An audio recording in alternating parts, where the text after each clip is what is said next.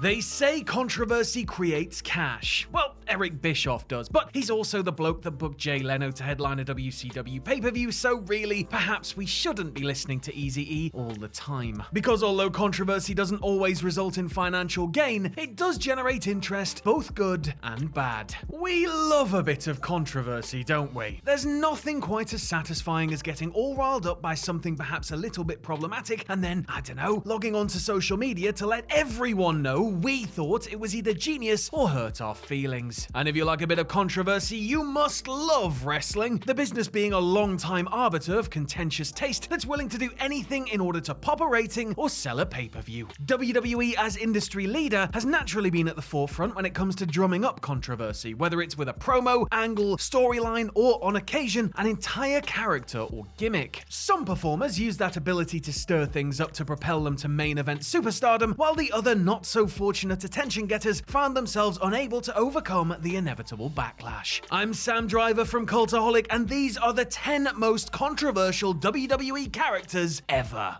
Join us! Number 10, Degeneration X.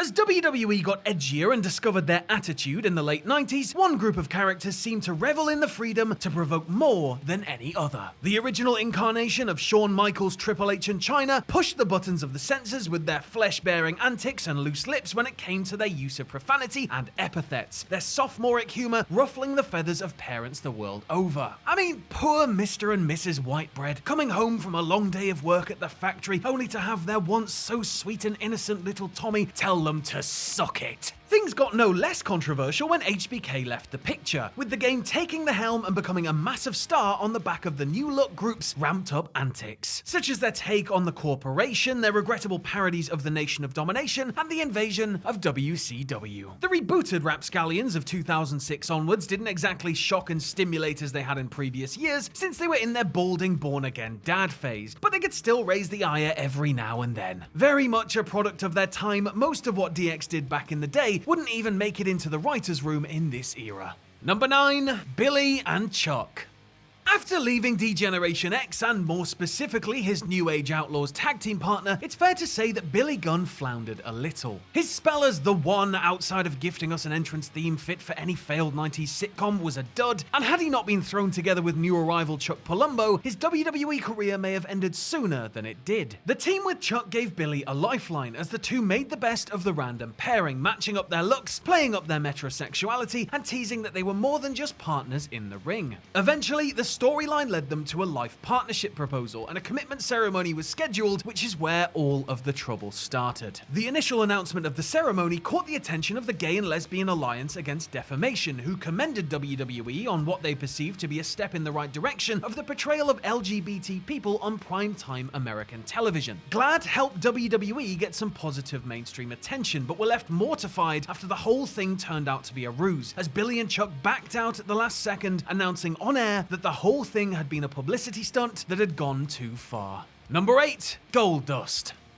So you've paid for the services of Dustin Rhodes, the tobacco-chewing, cowboy boot-wearing, Texas-proud son of the legendary American Dream. Why wouldn't you change his name, paint him gold, and have him portray a character that made not only fans, but also some of his fellow professionals feel uncomfortable? Now, obviously, the character's shown itself to have remarkable staying power, and it's evolved throughout the years, but early on, it was far from smooth sailing, and the gimmick's welcome could have worn itself out quicker than a temporary tattoo. The androgynous Bizarre One would employ mind game tactics to get inside the heads of his opponents, but that quickly veered toward outright homophobia, particularly in his feud with Razor Ramon over the Intercontinental title. And this was pre-Attitude, so Goldust's over-the-top actions caused quite the stir, which is exactly what WWE wanted, of course. And Rhodes himself was not shy about pushing the envelope. He was the one who suggested that he wear lingerie for the climax of the Hollywood backlot brawl at WrestleMania 12, and, incredibly, once pitched to Vince McMahon that he would willingly get fake breast implants for the purposes of a storyline. I'm actually quite thankful that the chairman said no to that one, as I'm not quite sure how preteen Driver would have reacted to Dustin rocking the double Ds. The early incarnation of the character did receive complaints, and they were forced to tone it down over time.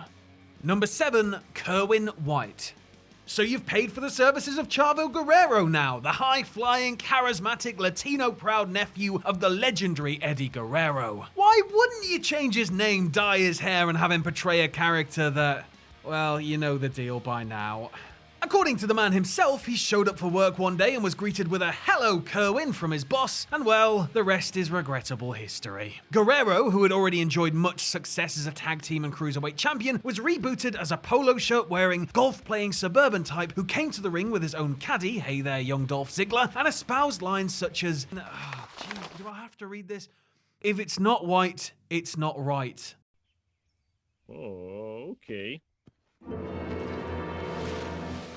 How we went from Chavo enthusiastically proclaiming Viva la Raza to denouncing his Hispanic heritage, I'll never quite know, but the character made people uncomfortable, and the performer himself, while giving it his all to make it work, has admitted that he was never entirely happy doing it. Also, bear in mind that this was around the same time that Juventud Guerrera, Psychosis, and Super Crazy were drafted in to revive the cruiserweight division and were subsequently given lawnmowers to drive to the ring. The Kerwin White character was only kiboshed due to the untimely death of Eddie, but it certainly got people talking during its short tenure.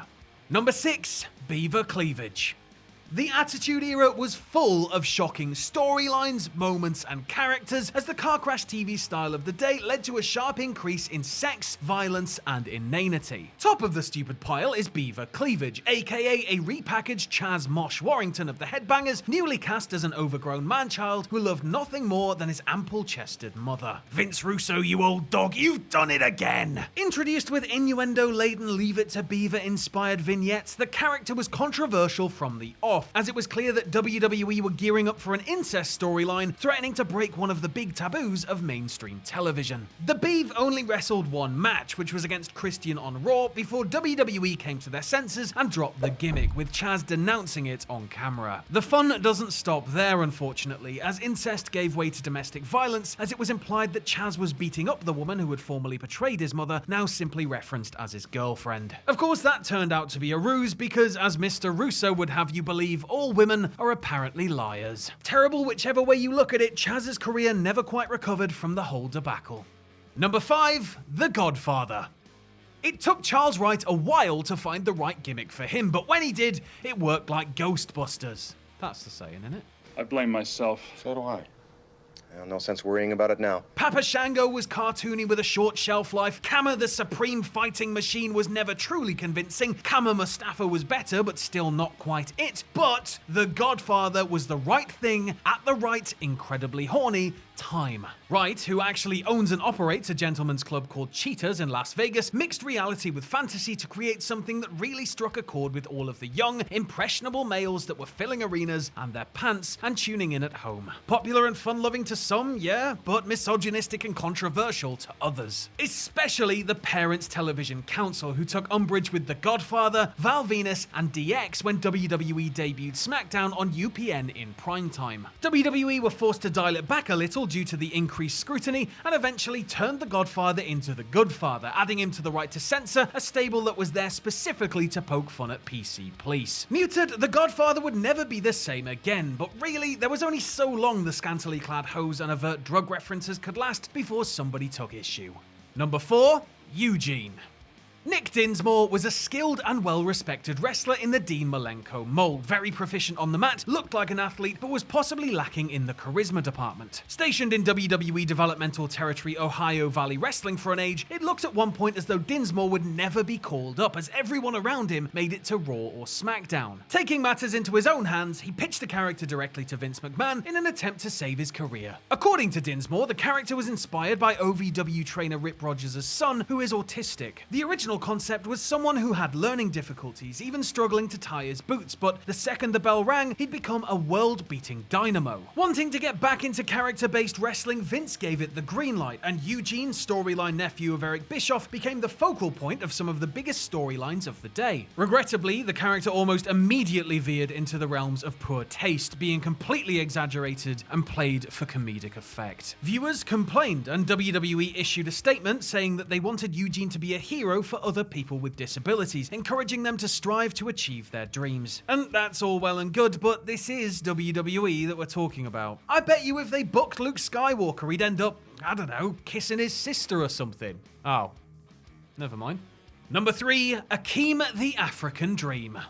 Wrestling and racial sensitivity, it's about as natural a pairing as heaven and a big loud set of bagpipes. No offense, Mr. Piper. Already on this countdown, we've seen a wrestler renounce his heritage in favor of another race, and had 2 acts who have employed blackface for the purpose of impersonation. Not quite so explicit, but no less offensive and controversial, was Akeem the African Dream, a sort of reverse Kerwin White, where the man formerly known as One Man Gang traced and embraced his supposed African roots. The brainchild of manager Slick, Akeem's introduction to the WWE Universe was handled with all of the grace and decorum of a dump truck reversing over an Ultimate Warrior promo. The vignettes, said to have been filmed in the deepest, darkest part of Africa, in reality a generic burned out street, were racially insensitive to say the very least. And things didn't get much better with the ring gear, dancing, and stereotypical quote-unquote jive talking. Amazingly, Akeem had a pretty good run as a top guy, tagging with Big Boss Man as the Twin Towers and wrestling the likes of Hulk Hogan and Randy Savage in main event matches. The gimmick eventually ran its course and Akeem departed the organization in late 1990, disillusioned with the direction of his career.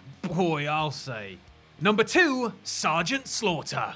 The all-American conquering hero is a staple of professional wrestling, as stateside audiences seemingly get no greater kick than watching a red, white, and blue Superman topple the bad guy, ideally a terrorist or some other foreign menace. Sgt Slaughter, the real-life version of the G.I. Joe character, embodied the true spirit of an American patriot and was an immensely popular good guy in the 1980s. By the time Sarge was ready to return to WWE in 1990, however, Vince McMahon wanted a heel, and, inspired by the events that would lead to the Gulf War, the once jingoistic military man became a hated Iraqi sympathizer. After playing the babyface for so long, Slaughter was reluctant and ill at ease with his character's new direction. And his fears certainly weren't put to rest when he started receiving death threats which necessitated a personal security detail and increased safety measures. The adoption of the camel clutch as a finisher, partnership with the Iron Sheik and General Adnan, and believe it or not, doctored photos showing him with Saddam Hussein ramped everything up about 50 notches as the heat intensified. People were upset not just with a beloved character turning his back on his country, but also the inclusion of a real-life war into storylines. Thankfully though, Hulk Hogan was around to big boot some sense into his head, and Slaughter came back to the Stars and Stripes forever shortly afterwards. USA!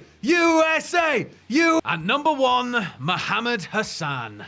Whereas Sgt Slaughter saw the error of his ways and went back to pledging his allegiance, the villainous Mohamed Hassan had no such change of heart. Hassan, a Muslim character of Arab-American descent, portrayed by Italian-American developmental prospect Mark Capani, arrived on WWE screens in late 2004, claiming that he and people like him had been persecuted by the public in the wake of the September 11th attacks 3 years earlier. Initially, Hassan and manager Daivari had some actual genuine grievances and made legitimate points, especially in the face of the love it or leave it babyfaces he came up against. But that all quickly evaporated in favor of cheap heat tactics, as Hassan went from complex and somewhat sympathetic to lowest common denominator. It was all going along predictably enough until an angle was filmed on July 4th, 2005 to be aired on the July 7th episode of SmackDown. In the angle, Hassan instructed men in ski masks and camo pants to beat up and garrote The Undertaker before they carried away a knackered Daivari out of the arena, martyr style. Unfortunately, the angle aired the same day as the 7/7 bombings happened in London, resulting in a deluge of bad press, and eventually UPN demanding that the character be removed from television. After getting pulverized by the Dead Man in their big pay-per-view grudge match, Hassan disappeared forever, though his short stint is still remembered for the controversy that it created.